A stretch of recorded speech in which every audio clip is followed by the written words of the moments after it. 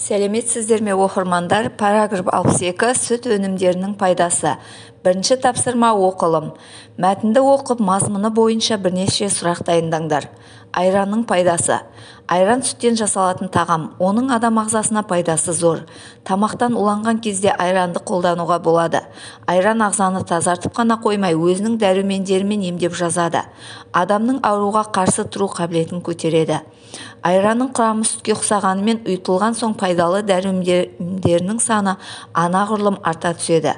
Айранның қасиетін қазақ бұрыннан біліп, кешкі астан соң міндетті түрде бір кесе айран тұтынған. Бұл асты қорытуға көмегін тигізеді.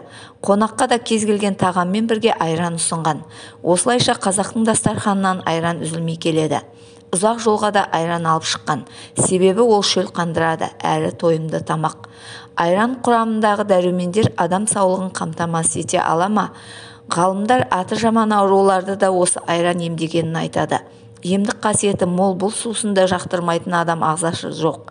Ал сүтті ұнатпайтын адамдар кездеседі. Себебі олардың ағзасы сүт құрамында кездесетін лактоза деген элементті қорыта алмайды. Салдарынан іште дисбактериоз сияқты ауру пайда болады. Ал айранның мұндай реакциясы мүлдем жоқ. Қайта мұны ішкен адам әлденіп қауқары арта түседі. Айран құрамындағы калий мен кальций Д дәрумені сүйектің беріктігін қатайтып, бұлшық еттерді нығайтады. Бұл аз десеңіз асқазан жолдарын емдеп ішек ауруларын жазады. Көздің көру қабілетін арттырады. Құрамындағы А дәрумені тері қабатының жұмсақ әрі әдемі болуына жағдай жасайды. Ал фосфор түрлі инфекциялардың алдын алып, жұқпалы дерттерден сақтайды.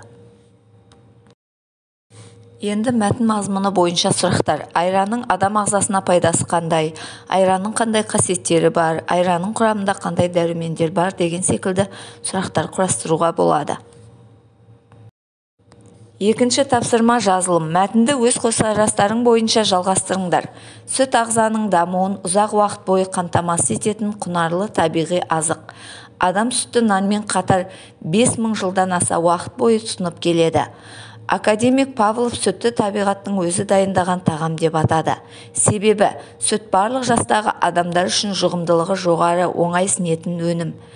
Сүтті кішкентай нәрестелерге де беруге болады. Сүтті қосу арқылы түрлі тәттілер дайындауға болады. Мысалы, сүт қосып иленген қамырдың бауырсағы сап-сары тәтті болып шығады. Сүттен құймақ та дайындалады. Үшінші тапсырма. Тыңдалым және айтылым. Дәм сезуге байланысты сөздерді тауып, аспаздың сөзіне қатысты өз көзқарастарыңды айтыңдар. Тыңдалым 25. Бірде композитор, суретші және аспаз өзара адам сезіміне кімнің күшті әсер ететіні туралы айтысыпты. Аспаздың кезегі келгенде мен қолымда не әуен, не сан алуан бояу жоқ. Бірақ адамның дәмдік сезімдеріне әсер ету арқылы адам өміріне ләззат сыйлайтыныма сенемін деген екен. Мұндағы дәм сезуге байланысты сөздер дәмдік сезімдеріне әсер ету. Расында тәтті дәмді тамақтар адамның көңіл күйін көтерері анық. Мысалы, композитор керемет әуенімен жұрттың көңіл күйін көтерсе, аспаз дәмді тағамдары арқылы адам жанына ләззат сыйлап, көңілін көтере алады. Әдеби тіл нормалары. Одағай. Тілімізде адам сезімнің алуан түрлі күйін білдіретін сөздер болады. Айталық, қуанғанда, ренжігенде, қорыққанда белгілі бір сөздерді қолданамыз. Мысалы, ау қайдан келесің? Пай-пай, жүйрігін-ай, бәрекелді, нағыз азамат осындай болар.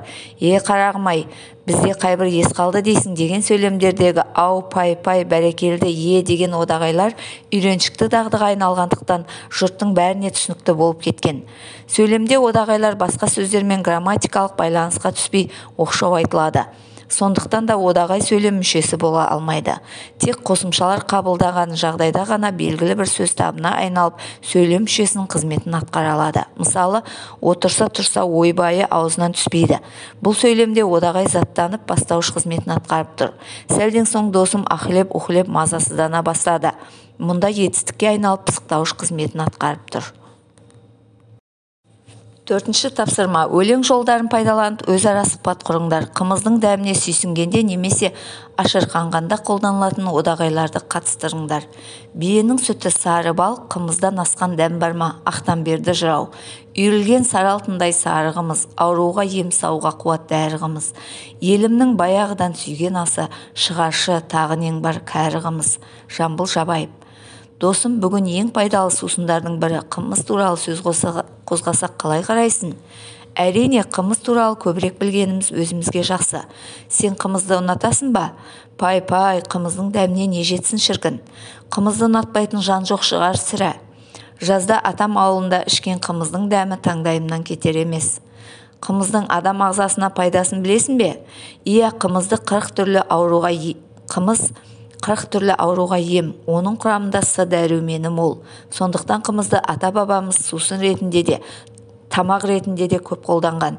Дұрыс айтасың, бізде түрлі газды сусындарды қымызбен алмастырсақ, денсаулығымыз үшін аса пайдалы болар еді.